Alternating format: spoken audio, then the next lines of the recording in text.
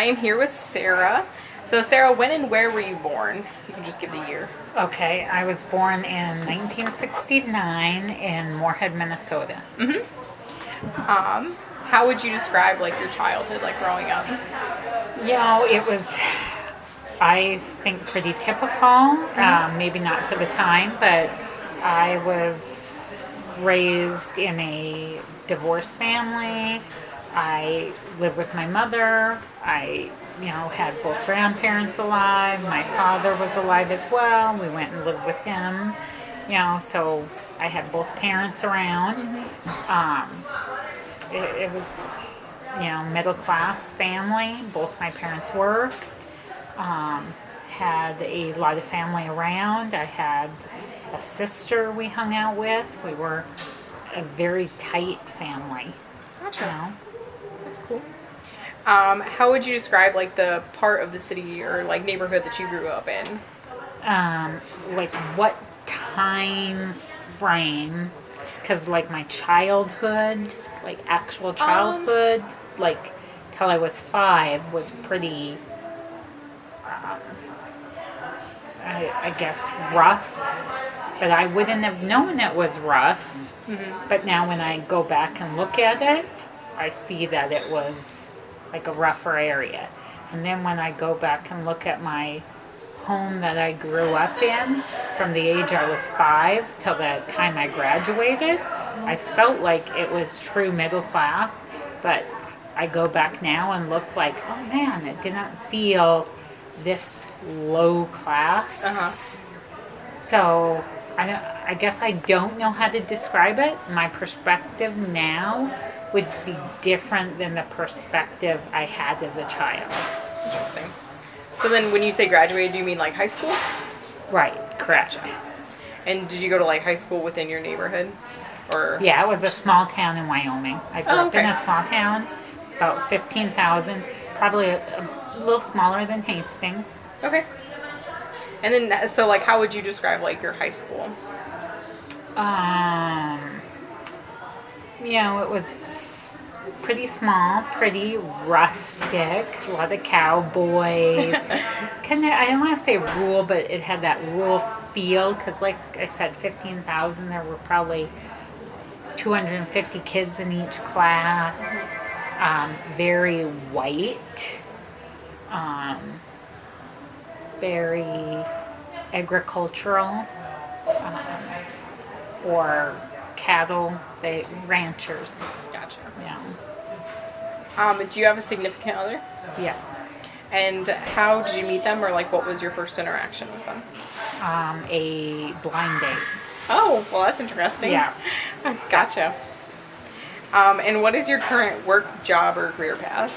I am an educator. I work with children with special needs, birth through 5. Nice. My sister is a special ed teacher up at Grand Island Senior High. That's where I work, Grand Island. Really? Yeah. Nice. Yep. So we're gonna like switch it up to like understanding experiences with street harassment. Can you describe what street harassment is? I've never heard it till you actually called me. I guess I've never heard it called street harassment. So I would assume it's the catcalling, that type of thing.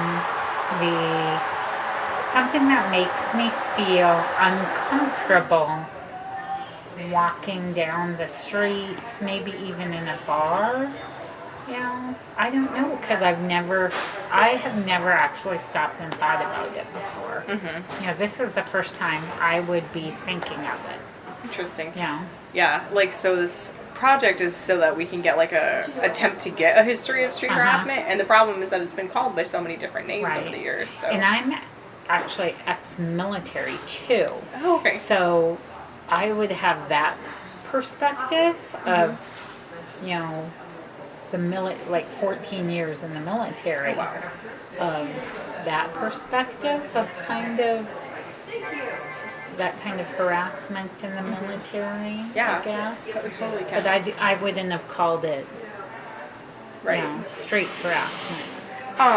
So like kind of as like an overarching thing, this is kind of long, but it's a definition of street harassment, and it's through streetharassment.org. They define it as gender-based street harassment is unwanted comments, gestures, actions forced on a stranger in a public place without their consent and is directed at them because of their actual or perceived sex, gender expression, or sexual orientation. And it includes unwanted whistling, leering, sexist, homophobic or transphobic slurs, persistent requests for someone's name, number, or destination after they've said no, sexual names, comments and demands, following, flashing, public masturbation, groping, sexual assault, and rape. So it's like really big. Right. So like, how do you feel about that definition? Okay. Now, is it only after they've said no? Because in that definition you said after they've said no. No. It's before and after. Oh, okay. Yeah. Yeah, that does make it seem like it. But, Okay. yeah, so even from the moment that, like, if someone said something to you on the street, even if you were like, no, bye, like, it's before and after. Okay. No, I mean, it encompasses a lot. I mean, I feel like it would be appropriate. I mean, I always think that people should not do, and as an ex-middle school teacher in Las Vegas, because I used to teach in Las Vegas for 8 years, I would always ask my kids, like, is that a behavior you could do in front of your grandma? And I always feel like if you couldn't do it in front of your grandma and it would disappoint your grandma, then you shouldn't do it. That, like, totally defines what you couldn't do in front of your grandma. Yeah, I would agree. Do you have any experiences with street harassment? Yeah, I can say, I think back to moments, because when you're saying that, like a moment comes back, and you know how you remember small moments in your life? I always remember one moment, and it's not like on the street necessarily. It happened at school, in middle school, and I remember this vividly. Like, some guy, like I was getting in my locker, and this must have been 7th or 8th grade. Probably 7th grade. Like, a boy grabbed my butt, and I remember vividly turning around and slapping him. Wow. And I thought, yeah, that was, wow, like, Sarah, I can't believe you just did that. And, like, I think it even shocked him, because I'm, like, shy and demure, and, you know, that, I don't think he expected that to come. You know, I think most males don't expect people to respond, you know. So, like, that would be my first experience that I remember, like, of harassment. But, I mean, I don't know, because you don't always think of it as harassment. Sometimes you think of it as, like, oh, thanks. You know, like, oh, I got whistled to. I remember jogging with my sister a few years ago when we were running half marathons. And, like, we got whistled at, and, like, we're like, oh, we still got it, and we're 40 whatever, 7-ish. Yeah. So, you know, but that would, you know, does it fit into the definition? Does it? You know what I mean? Because we're like, oh, okay, you know. Right. So, I don't know. You know, I'm sure there's things, and in the military, I mean, there's so much of it that you just become... It's like normalized? Yes. Yeah. Which is sad. You know? And then it just makes you want to prove yourself even more. And then you're, like, just thankful for the regs. You know? Because that's what equalizes everyone. So... How would you describe, like, I guess we kind of went over this, but, like, the way you feel when someone street harasses you? So, like, I guess, like, when the guy, like, grabbed your butt, like, how did it make you feel? Like, were you, like... Yeah, you know what, I was so young, but I remember, for me to be, because I'm 47, for me to remember that moment so vividly, and you're what, all of 12 at that age? I do. I was upset and surprised by it.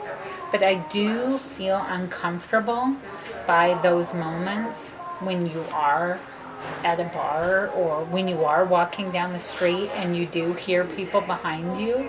You do feel almost like, you know you couldn't protect yourself. You know what I mean? When you hear, and there's so many people. So you almost feel, I don't want to say threatened so much as that feeling, sense of, not insecure, but like you're not safe. Because you know, like, how am I gonna, like, I cross the road, but then I'm giving up my power. You know, like, I'm actually saying to them, you have more power than me. So you're almost, and I don't know how to explain that, and you don't want to give up your power, but to cross the road, you're almost, you have to say, I want to get somewhere safe. You know? So I don't know. You know, but it also makes me think, I always want to, this can sound stupid, I always think I want a man like this guy I'm dating, like, that's like bigger man, Right. so that when people are catcalling or doing that kind of thing, that you would feel safe. More like protected. Yes. Yes. Gotcha. If you were to like experience it again, do you think you would like respond differently? I think that one, I don't know what let me slap this guy. You know what I mean? Because actually, I go back to, in college too. Another guy I went on, I don't know if this college does it, but do you guys have those dates where the girl asks the guy out or something? What are No. those, Sadie Hawkins? Yeah. Okay. I had to. Oh, I think they do it in sororities and Okay. stuff. Well, my friend, she wanted to go out with this guy, and so she asked him, but she had to find someone to go with her, his friend. So we did all go bowling, and that guy like grabbed my butt too, and I was so mad too. Now this is coming back, but I remember like going, I didn't slap him, and I remember that other moment from when I was in junior high. I'm like, why did I not slap this guy? And all I did was turn around and say something to him, like, if you ever do that again. But I didn't. I'm like, why didn't I slap him? I slapped that other guy. Right. You know what I mean? So I don't know, because it almost is that we as women are taught to be like more to acquiesce, to be demure, to not stick up for ourselves. You know what I mean? Right. We have these roles and we're supposed to, Just accept it. yes, and not even just accept it, but not even acknowledge that we're like, that fear flight thing. Like, we have, it would be rude of me to cross the street to get safety because I might make them feel bad. Right. If I did that. You know what I mean? So like if there were 4 men behind me and I crossed, they're catcalling me, I could make them feel bad if I crossed the street. And especially if they were another race. If I went across the street, then maybe I'm showing prejudice by making them feel bad that they're another race. You know what I mean? And we're taught as women to, we don't want to upset anything. We don't want to rock the boat. So I think that's where, as I've aged, I think through those years I didn't want to rock the boat. Now though that I'm aging the other way, I think I would probably slap them. You know what I mean? I'd go back to I was when I was 12. Yeah.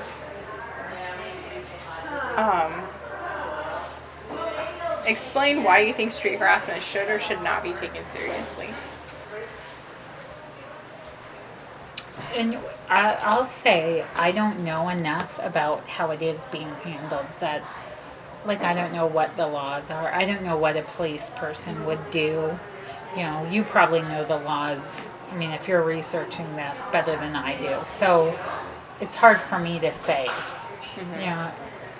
It's interesting because back around like the temperance movement era, I've seen like around like 1910s, women were really coming into power, like to be like, hey, stop drinking alcohol. And at that time, like street harassment was taken really seriously. Like men were arrested for it, they were put in jail for it, and now it's kind of like no one really does anything. It's like, whatever. Like if you were to report street harassment to a cop, they'd be like, so what?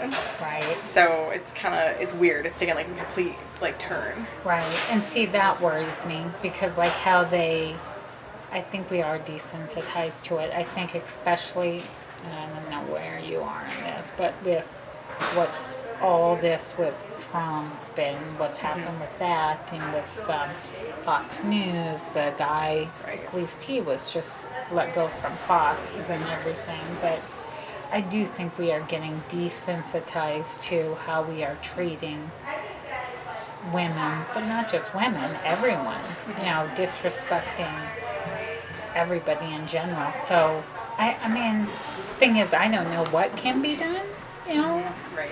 So, I don't know. To me, it's almost like a home thing, and you see those signs when we went to the Women's March in Omaha, where they said the sign, something, not all boys are boys, or something. Did you see any of those? Oh, I'm not sure.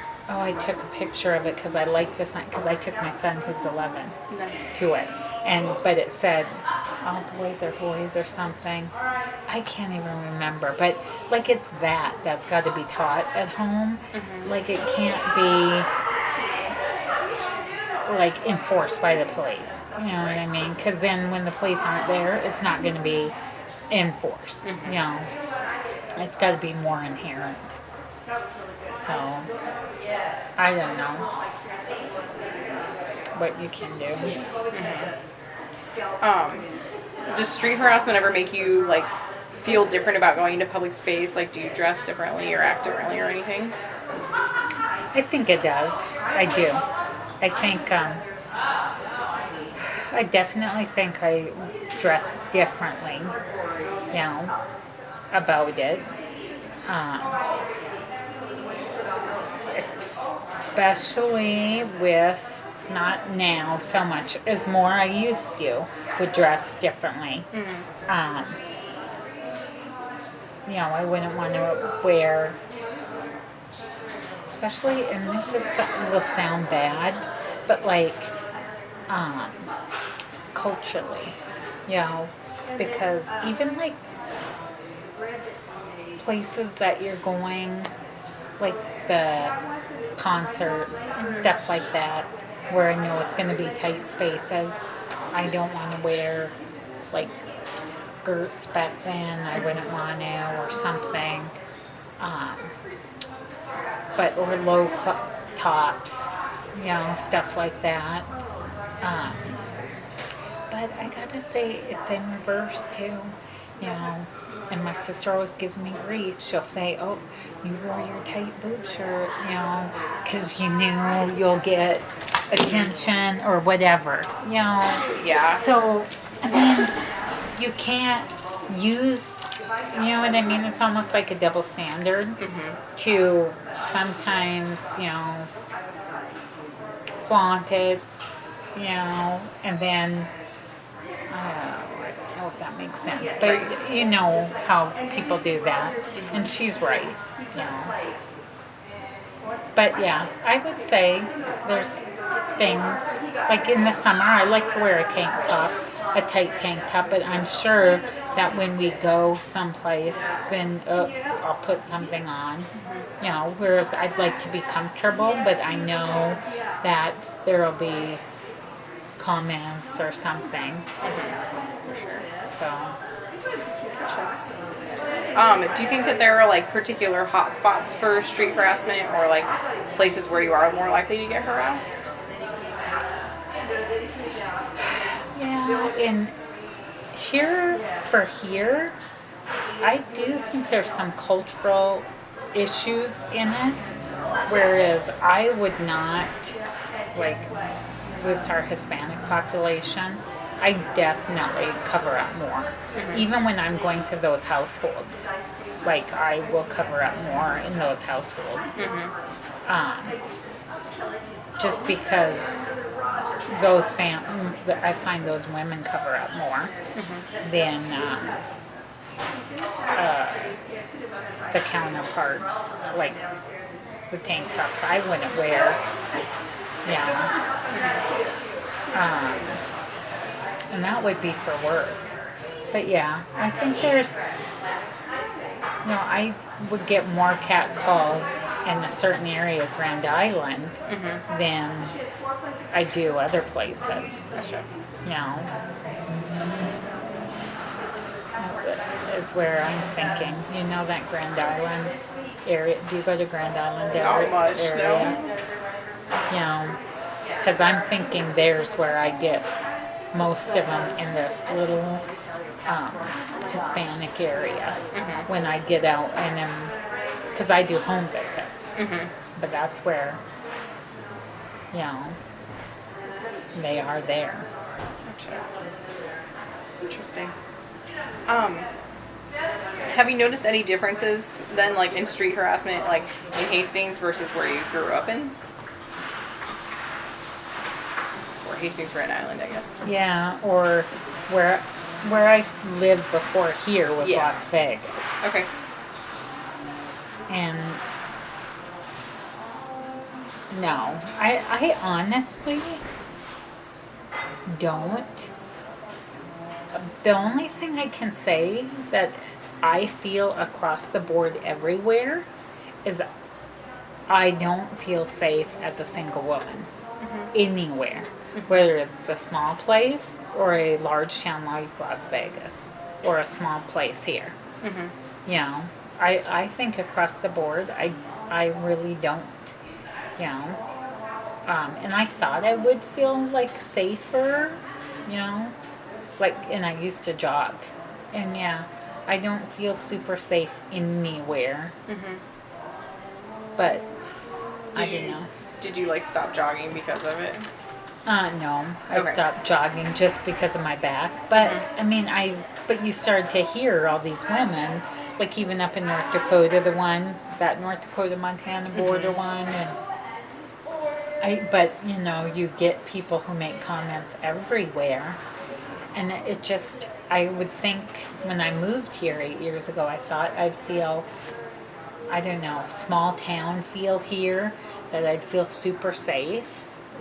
And I don't feel any more safe here than I did in Las Vegas. Gotcha. Yeah. That's interesting.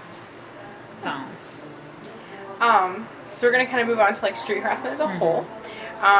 Do you think street harassment is a form of gender inequality? you know what? I can't speak for man, so I don't know. Yeah. You know what I mean? I'd have to know how they feel to know how they would feel. I don't know. I've never yelled at a man. You know. Yeah. If you think about it. You know. That's a good question. It'd be interesting to see your data. Yeah. You know, but I don't know. I mean, what do you think? You know? Well, I feel like in the way, like earlier when you were talking about how you're like, well, I have to like walk across the street, and like walking across is like giving in. It's like giving away your power. Right. And I kind of think that like makes it a form of gender inequality. Okay. But I don't know. That's just me. Yeah. Yeah. No, because I don't know that a man would walk across the street Right. if there were 4 women behind him. Yeah. You know. And even having to make light, because I know I've made light, like if they whistle, you whistle back, like, oh, I can give you one of those, I've said before. But, you know, that's still, even to make light of it is, you know, Right. giving something up. You shouldn't have to acknowledge it at all, but I don't know. You know, that's interesting. What do you believe like causes street harassment? As in, why do you think sexually suggestive remarks are made towards people, especially if these people are strangers? You know, I think that they do value, like, women in general. They value, like, their wives. They value their grandparents. I just don't think they take it out. It's the application of it. You know,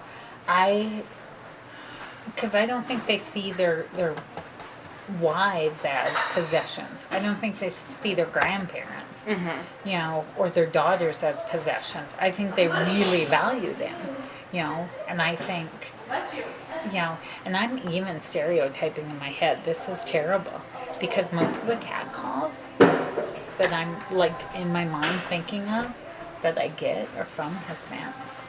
So, and I think they really value women in their lives. But when you take them out of that, like, and they even value me in the home when I come in there. They're some of the people that give me the most respect when I'm there.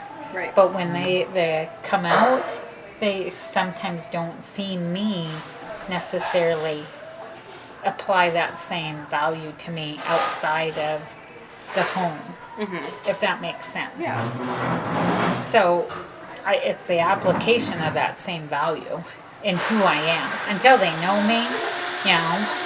And why are they looking like machismo in front of their friends? You know, I don't know. You know, but I think that's what, like, when the two boys, younger teenagers, whistled at Jesse and I, that's just them looking silly in front of each other. You know what I mean? Right. Trying to be cool. You know, I think they're just trying to look cool, and I think a lot of times it's meaningless. You know, it's just what they see on TV. You know, it's their immaturity, but it's not showing. I think they value women. They just don't know how to show the value outside in general, to generalize that Gotcha. to everyone else. That's interesting. I like that. Do you feel that there's a line where street harassment ends and sexual harassment begins? I'm sure there is. I know what that line is? No. You know, and I think that line for everyone is probably different. You know, because your tolerance level is going to be different than my tolerance level. You know, I probably have a really high threshold, maybe.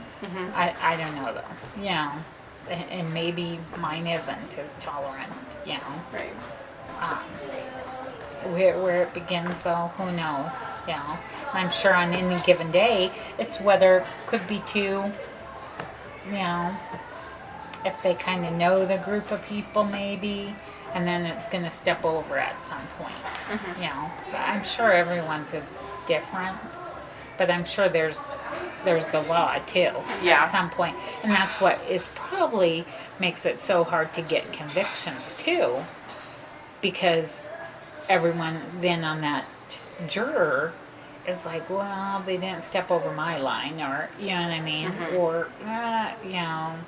Right. They let them step over this. They let them get to there. So what? How do we know they didn't let them go over this one? You know. Right. So I think that's what makes it so hard too. Interesting. Huh, I never thought about it like that. Yeah. And then, do you know of any initiatives that have been taken to make people more aware of street harassment? I have no clue. Okay. I mean, if I sat and thought about it, I could think of them. That's but fine. And is there anything else you'd like to add? No. Okay. I can't think. You're fine. You're totally fine. All right. Well, thank you so much. Yes, not a problem.